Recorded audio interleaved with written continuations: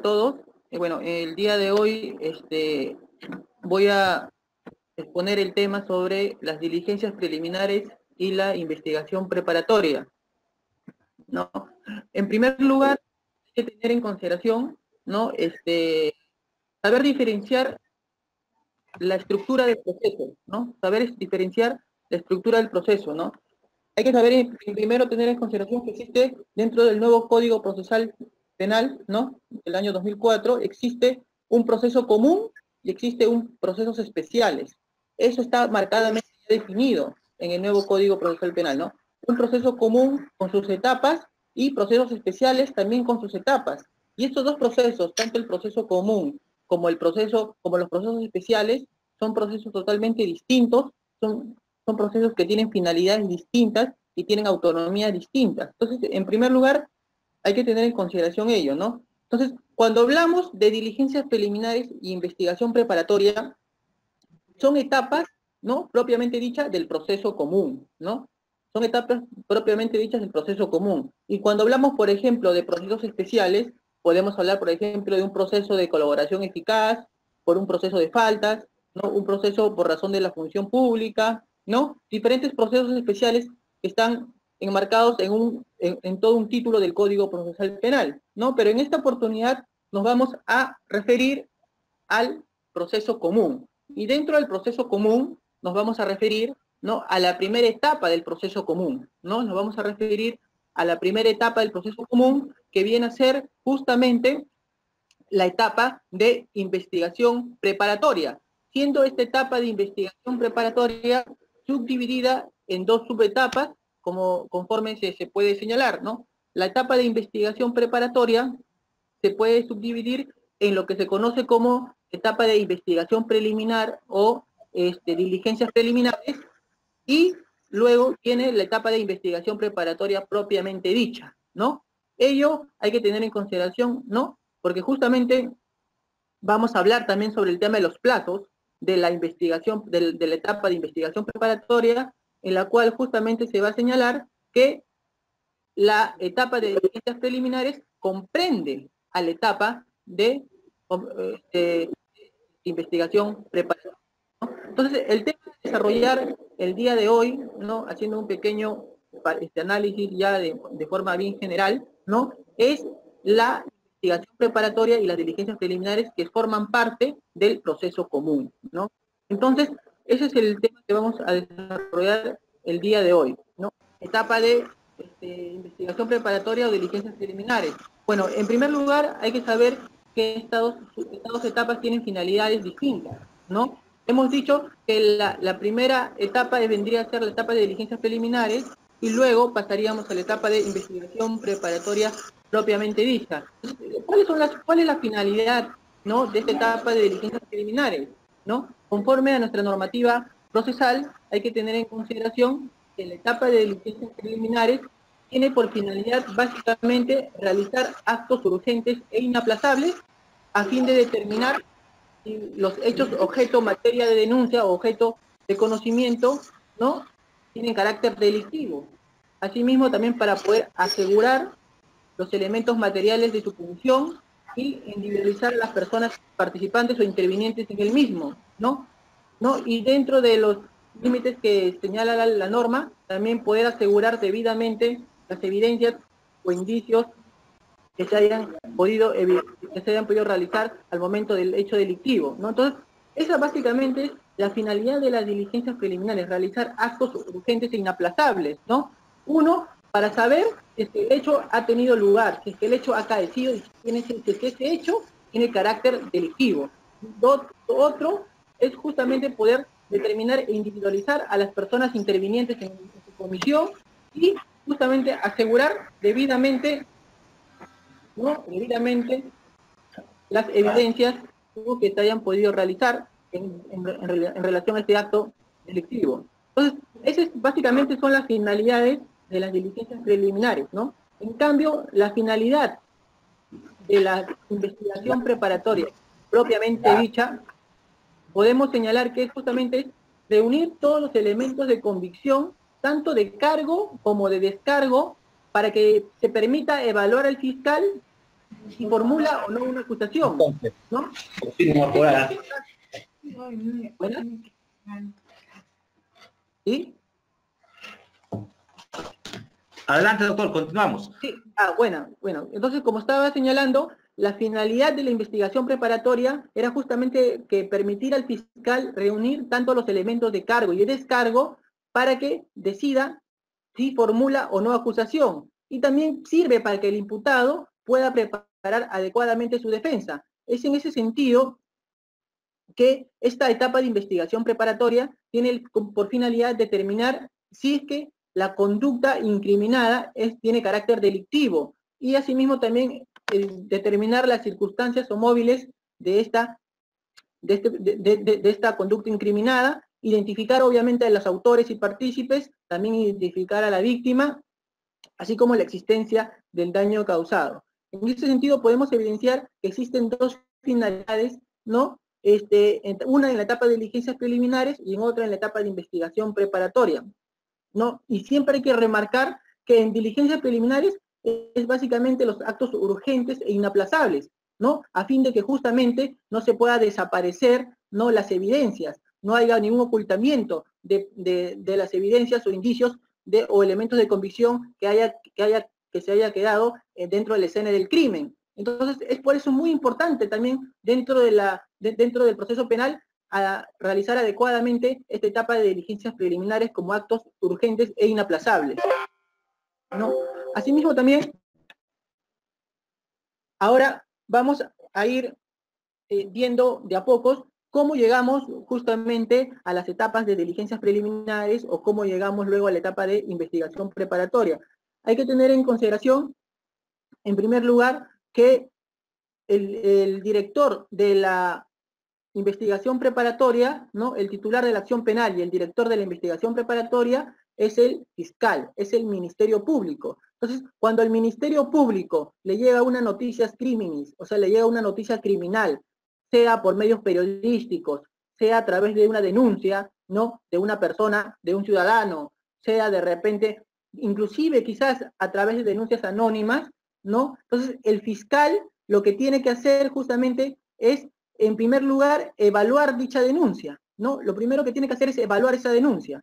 Entonces, por eso se señala que la denuncia es aquella, en cualquier ciudadano tiene la facultad de denunciar hechos delictuosos ante la autoridad respectiva, siempre y cuando el ejercicio de la acción penal sea perseguido, sea público, ¿no? Que la acción penal sea pública, ¿no? ¿Qué sucede en el caso de acciones privadas, ¿no? En el caso de acciones privadas, ¿no?, cuando la acción penal no es pública, vemos en esos casos, ¿no?, como por ejemplo los delitos contra el honor o los delitos contra la intimidad, ¿no? Entonces vemos que en ese caso hay un proceso especial, ¿no? Hay un proceso especial, ¿no? Hay un proceso que es el tema justamente de las querellas, ¿no? Es una acción privada donde el ofendido, ¿no?, o el querellante es el que realiza la querella, ¿no? Ello está enmarcado dentro de ese proceso, ¿no? Sin embargo, cuando hablamos de acciones públicas, ¿no?, acciones públicas en el cual el titular de la acción penal es el Ministerio Público, ¿no?,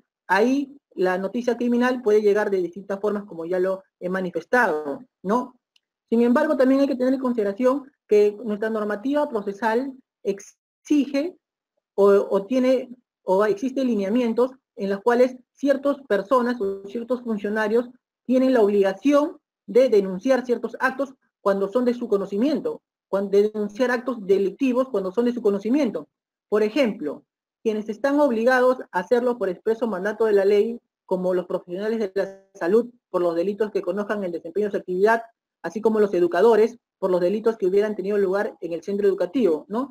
La norma procesal nos pone en dos supuestos, ¿no? En primer supuesto, en el caso de los profesionales de la salud, ellos están obligados a denunciar hechos delictivos que tengan de su conocimiento por razón de desempeño de su actividad profesional. Asimismo, como también a los educadores, ¿no?, están obligados a denunciar aquellos delitos que hubieran tenido lugar en el centro educativo. Es decir, existe norma expresa, ¿no?, para que estas personas, tanto los profesionales de la salud como los educadores, realicen la denuncia respectiva ante las autoridades correspondientes. Asimismo, también existe la obligación de denunciar en el caso de los funcionarios, que en el ejercicio de sus atribuciones o por razón del cargo tomen conocimiento de la realización de algún hecho punible, ¿no? También los funcionarios tienen esa obligación de denunciar cuando tienen conocimiento de algún hecho punible, algún conocimiento de una actividad delictiva, toman conocimiento y ellos también tienen la obligación de denunciar. Pero ¿qué sucede, no? Si teniendo esta obligación de denunciar los funcionarios, los profesionales de la salud y los educadores, teniendo esta obligación de denunciar y dolosamente no lo hacen, no, o sea, dolosamente no realizan esta denuncia. La pregunta sería, ¿estas personas pueden ser pasibles de algún delito? ¿No? ¿Pueden ser pasibles de algún delito teniendo la obligación normativa de denunciar? Obviamente que sí, ¿no? El Código Penal, por ejemplo, prevé en su artículo 407 el tema de la omisión de denuncia, ¿no? Que justamente tipifica aquellas conductas en las cuales los funcionarios o personas que están obligados a denunciar no lo hacen, ¿no? No lo hacen y no denuncian los hechos delictivos. Entonces, existe ahí justamente un hecho tipificado ante esas omisiones realizadas por estos funcionarios que están obligados a denunciar, ¿no? Entonces, eso hay que tener muy en cuenta también al momento de que se pueda ver quién denuncia, cómo se denuncia y de qué forma se denuncia, porque es muy importante también tener en consideración todos estos aspectos de cómo entra la denuncia y cómo se denuncia. Asimismo, también hay que tener en consideración, ¿no?, que obviamente así como existen obligados a denunciar, también la norma procesal prevé aquellas personas que no están obligados a denunciar, ¿no? Dentro de las personas que no están obligadas a denunciar, ¿no? Están, por ejemplo, que nadie puede formular una denuncia contra su cónyuge, o no está obligado, de que puede hacerlo, lo puede hacer, ¿no? Una persona puede realizar una denuncia a su cónyuge, a su hermano, a sus padres, lo puede hacer, pero no está obligado a realizarlo, ¿correcto? La norma te faculta a hacerlo o no hacerlo, no hay una obligación taxativa como en el caso anterior, ¿no? No hay una obligación a denunciar o formular una denuncia contra tu cónyuge o parientes comprendidos dentro del 4º grado de consanguinidad y 2º de afinidad, ¿no? Tampoco existe la obligación de denunciar cuando el conocimiento de los hechos delictivos está amparado por el secreto profesional, ¿no? Es un caso muy claro que estamos amparados los abogados por el tema del secreto profesional. Por ejemplo, un abogado defensor está defendiendo a una persona acusada por violación y de un hecho ocurrido, por ejemplo, en el año 2017. Sin embargo, su patrocinado le confiesa haber realizado una violación en el año 2015, ¿no? Entonces, en ese entendido, amparado por el secreto profesional, el abogado no tiene la obligación de denunciar el otro hecho sucedido en el año 2015, ¿no? Hay un amparo profesional y una norma legal procesal en ese sentido, ¿no? No existe la obligación de denunciar en ese caso, ¿no? Por más de conocer un hecho presuntamente delictivo, ¿correcto? Entonces, tenemos personas obligadas a denunciar, tenemos personas no obligadas a denunciar, ¿no? Y eso es muy importante para conocer justamente cómo entra la denuncia y quiénes son las personas que podrían realizar la denuncia. En primer lugar, cualquier ciudadano puede realizar una denuncia. Cualquier ciudadano está expedito, ¿no?, para realizar una denuncia, ¿correcto? Sin embargo, también la normativa procesal establece ciertos criterios o ciertas formas o contenido que debe contener una denuncia penal. Por ejemplo, se señala que toda denuncia debe contener la identidad del denunciante, una narración detallada y veraz de los hechos, y de ser posible, la individualización del presunto responsable. Entonces, acá hay un tema muy importante a tener en consideración, ¿no? El tema de la identidad del denunciante. Por ejemplo, yo les mencionaba antes, les mencionaba que la noticia criminal no necesariamente puede provenir, ¿no?, de un denunciante, de una persona que firma con su nombre y apellidos. También existen muchas veces denuncias anónimas, ¿no? Inclusive a través de los medios de comunicación, ¿no?, se dan noticias con contenido criminal, con contenido penal, que muchas veces se guarda inclusive, ¿no? Se guarda, ¿no?, la fuente, ¿no? Los medios periodísticos guardan la fuente, ¿no?, de sus testigos, ¿no? Tienen la reserva de no mencionar a sus testigos porque muchas veces son amedrentados o muchas veces pueden causarle de repente, si hablamos de delitos contra la administración pública, algunas personas se cuidan porque pueden perder su trabajo. Entonces, muchas veces pueden existir denuncias anónimas, ¿no? Entonces, la pregunta sería, ¿es indispensable conocer la identidad del denunciante, ¿no?, toda vez que es posible muchas veces que existan represalias contra los denunciantes, ¿no? En ese sentido, bueno, hay que tener en consideración, ¿no?, lo siguiente, ¿no? Para poder tener a cabalidad o para poder de alguna manera verificar adecuadamente si es que una denuncia tiene contenido penal o si reviste de alguna manera la denuncia de noticia criminal, no solamente, o mejor dicho, no importa si es que la persona que denuncia, ¿no?, es identificable o no, siempre y cuando esta persona esté en peligro su vida o tenga riesgos a su integridad o tenga riesgo a su vida o a sus familiares, ¿no? Muchas veces esto ocurre, como vuelvo a repetir, básicamente en delitos cuando hablamos de delitos contra una organización criminal o delitos contra la administración pública, delitos de trata de personas, delitos muy complejos y muy especiales en su forma de investigación, ¿no? Entonces, por eso muchas veces también se aceptan en este tipo de delitos o procesos complejos denuncias anónimas. Y existe protección, ¿no?, a través de lo que se denomina la UDAVIT, de la Unidad de Víctimas y Testigos, la protección a las víctimas y testigos, a fin de que fomentar inclusive este tipo de denuncias y que no sean amparado de alguna manera o no sea identificable las personas que realizan estas denuncias, ¿no? Entonces, ello también hay que tener muy en consideración a efectos de realizar una adecuada evaluación de la denuncia, ¿no? No por el hecho de que sea una denuncia anónima lo vamos a descartar de plano. Quizás, si es que esa denuncia anónima contenga hechos totalmente irrisorios o totalmente palmarios que no tienen contenido penal, entonces definitivamente lo vamos a rechazar. Pero sin embargo, si esta denuncia anónima tiene hechos graves, tiene hechos de alguna manera que pueden ser corroborados y que se corroboran a través de una etapa de diligencias preliminares, obviamente sí tiene que, por acción penal pública, el Ministerio Público tiene la obligación de investigar estos hechos, ¿no? Sin embargo, sin necesidad de que hayan sido no anónimas, ¿no? Si es que una noticia criminal tiene contenido penal, si un hecho tiene contenido penal, el Ministerio Público tiene la obligación de investigar estos hechos, ¿correcto? Entonces, otro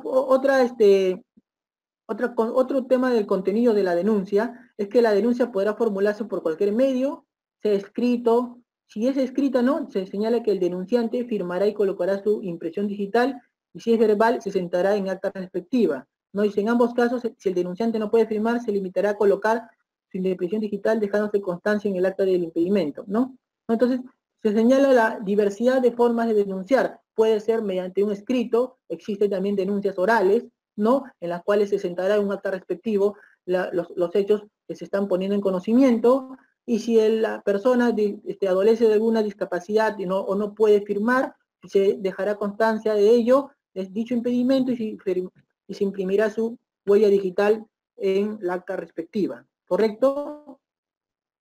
Entonces, el primer acto dentro del proceso penal comienza, como hemos dicho, con la noticia criminal y con la denuncia, ¿no? Hemos dicho también cuáles son las personas obligadas a denunciar, cuáles no están obligadas a denunciar, qué debe contener, así de forma general, dicha denuncia, cómo se debe realizar la denuncia, ¿no? Entonces, asimismo también vamos a tener en consideración, ¿no?, cómo sucede o cómo se inicia la etapa de diligencias preliminares, ¿no? Ante la denuncia, ¿no?, realizada, ¿no?, por una persona, o ante una denuncia anónima, o inclusive ante la denuncia realizada a través de los medios de comunicación, ¿no?, que dan cuenta de una noticia criminal, el Ministerio Público, como titular de la acción penal, tiene la obligación de evaluar esa denuncia, esa denuncia, ¿no? Entonces, el fiscal inicia actos iniciales de la investigación, ¿no? Inicia actos iniciales de investigación cuando tenga conocimiento de la sospecha de la comisión de un hecho que reviste los caracteres de delito, y promueve, ¿no?, la investigación de oficio, ¿no? Promueve investigación de oficio o a petición de los denunciantes, ¿no? Entonces, y obviamente inicia una investigación de oficio, obviamente cuando se trate de una comisión de un delito perseguido públicamente, con esa acción penal pública, ¿no? Ya hemos señalado, cuando se trata de acción privada, el que realiza la acción es el querellante, ¿no? Es el ofendido directamente, ¿no? Entonces, cuando llega esta noticia criminal al fiscal, ¿no?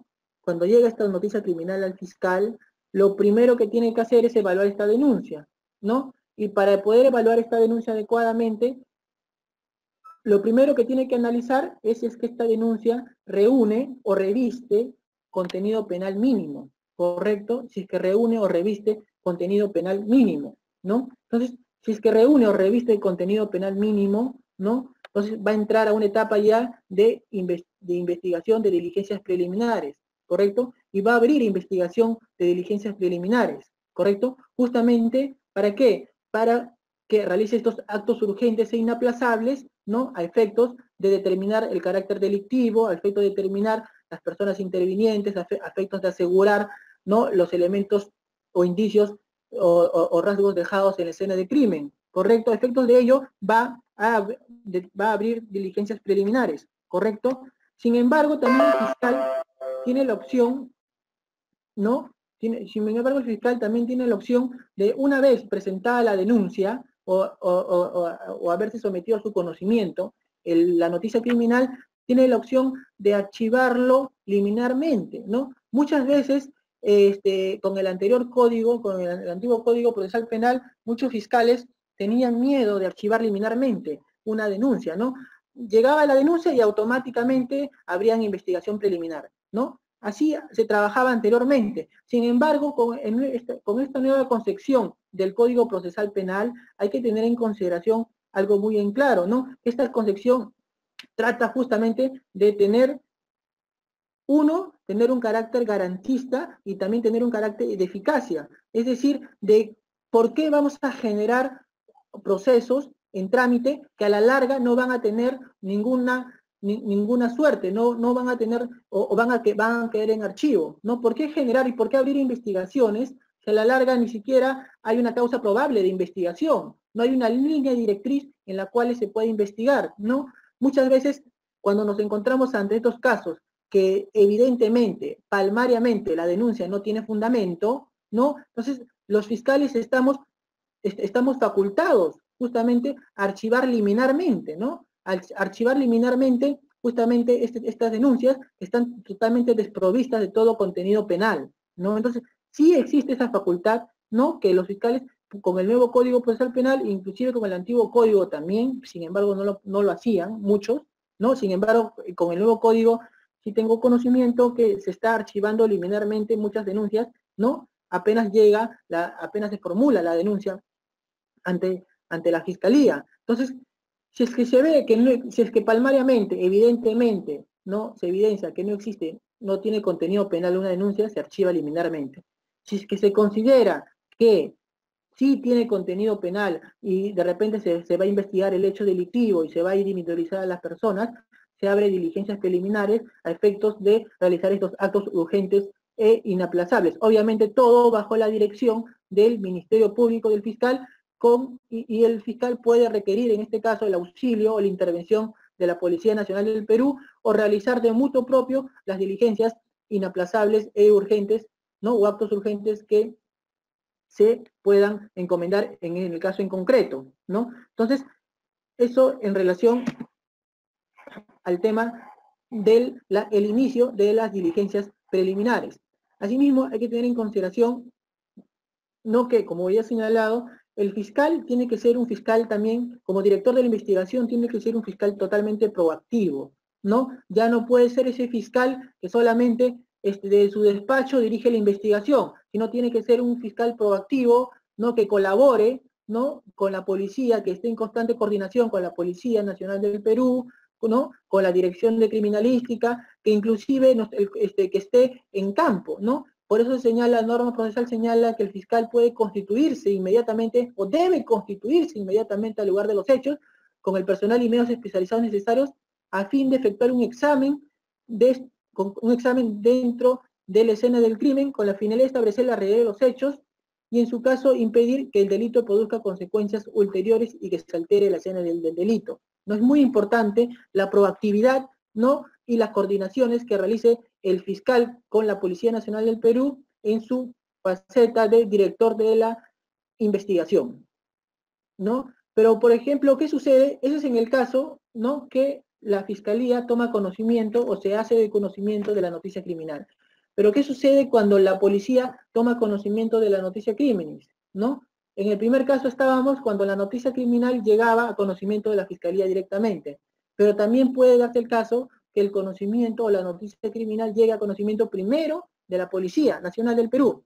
Entonces, en estos casos, tan pronto la policía tenga noticia de la comisión de un delito, en primer lugar, lo pondrá en conocimiento del Ministerio Público, no se señala por la vía más rápida y también por escrito, ¿no? Le pondrá de conocimiento al Ministerio Público por la vía más rápida que existe, también por escrito, indicando justamente los elementos esenciales del hecho y demás elementos inicialmente recogidos, sin perjuicio de dar cuenta de toda la documentación que pudiera existir. Asimismo, también se señala que aún después de comunicada la noticia del delito por parte de la Fiscalía, ¿no? La policía puede continuar con sus investigaciones que haya iniciado, ¿no? Y también justamente en coordinación con el director de la investigación, que en este caso es el fiscal, ¿correcto? ¿No? Porque hay que tener en consideración que muchas veces no es el fiscal el primero que llega a la escena del crimen, no, el primero que llega a la escena de un crimen normalmente es un policía, ¿no? Quien debe de alguna manera, de acuerdo a los protocolos correspondientes, asegurar la escena del crimen, dar conocimiento a la fiscalía, dar conocimiento a las direcciones especializadas, como la DIRCRI, ¿no? Para que pueda realizar las investigaciones correspondientes, ¿no? Entonces, luego de haberse realizado estos actos urgentes e inaplazables, ¿no? Dentro de las diligencias preliminares, ¿no? Si es que se encomienda la investigación de diligencias preliminares a la policía, ¿no? La policía emite un informe policial, ¿no? Un informe policial que con el antiguo código antes se llamaba atestado policial, ¿no? Lo relevante de este informe policial en la cual reúne o da cuenta de todas las investigaciones, ¿no? Realizadas por la policía, es que en este informe policial ya no se la Policía Nacional del Perú ya no califica los hechos, ya no califica jurídicamente los hechos, ¿no? Y tampoco imputa responsabilidades. Es simplemente un mero informe de las actividades y actos realizados por la policía, ¿no? ¿No? Eso es en el caso que la investigación haya sido encomendada a la policía. En el caso que la investigación haya sido dirigida propiamente por el fiscal, ya no se necesita, obviamente, de un informe policial, sino es el fiscal quien, como director de la investigación, va a realizar la evaluación de todos los actos urgentes e inaplazables realizados, ¿no? Por el Ministerio Público, ¿no? Obviamente, dentro del informe policial se debe comunicar o se debe adjuntar todas las actas levantadas, todas las manifestaciones recibidas, todas las pericias realizadas, ¿no? Asimismo, también las recomendaciones sobre los actos de investigación, y todo aquello que considere indispensable para el esclarecimiento de la imputación, ¿no? Asimismo, los datos personales de los imputados, como la comprobación de sus domicilios, ¿no? Es muy importante también que la policía realice la comprobación de los domicilios a efectos justamente de determinar un posible peligro de fuga, ¿no? A efectos de posibles medidas coercitivas de carácter personal que puedan realizarse a los imputados, ¿no? En ese sentido, ¿no? Ahora bien, estos estamos, como voy a repetir, dentro de las diligencias preliminares, ¿no? Ahora vamos a hablar un poco, ¿no? Sobre el plazo de diligencias preliminares, ¿no? Conforme a nuestra normativa procesal, ¿no? El plazo de diligencias preliminares es de 60 días, ¿no?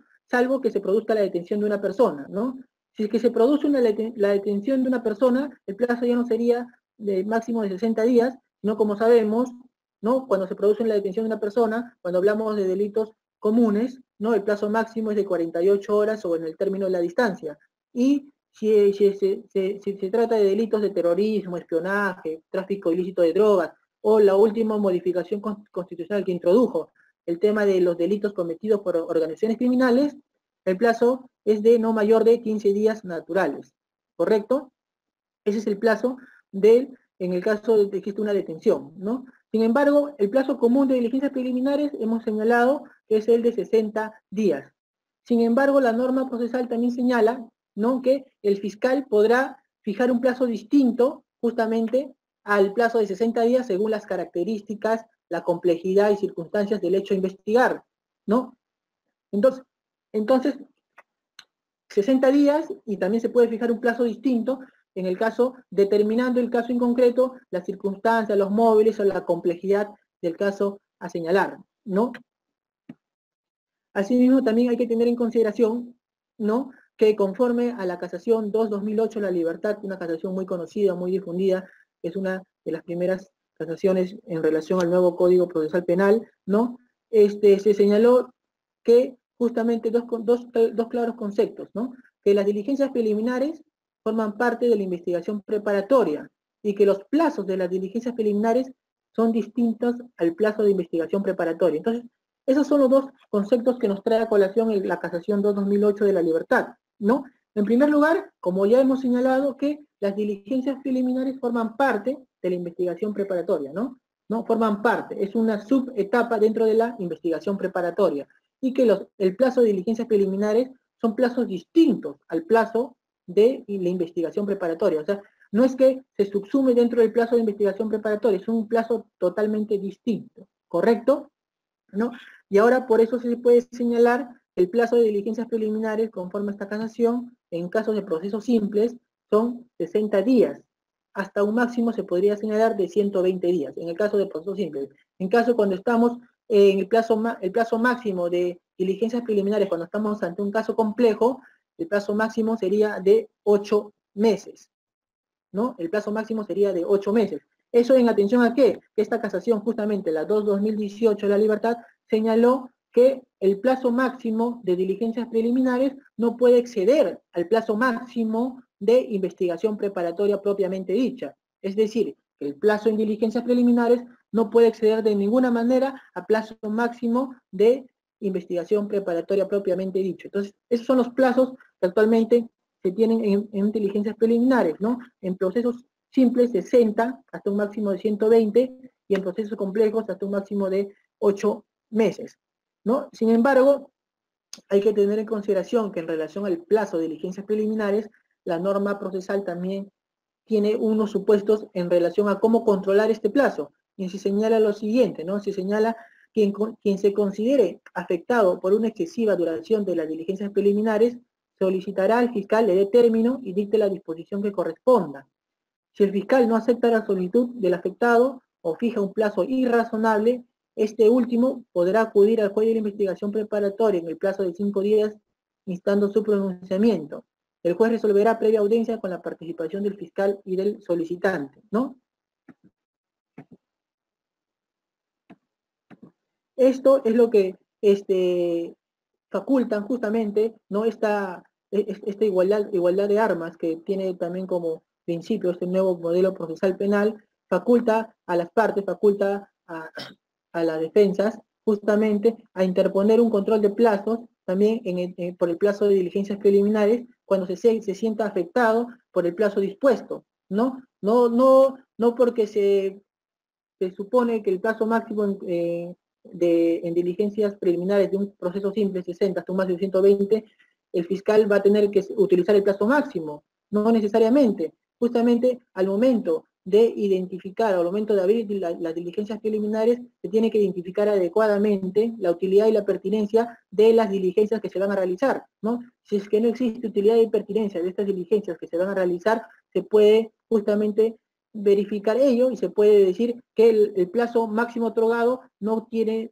sustento, no porque si es que la Fiscalía solicita 120 días o se solicita 60 días, eso tiene que estar acorde al número de diligencias y tiene que estar acorde a la finalidad de las diligencias preliminares. Las diligencias preliminares tienen una finalidad en estricto.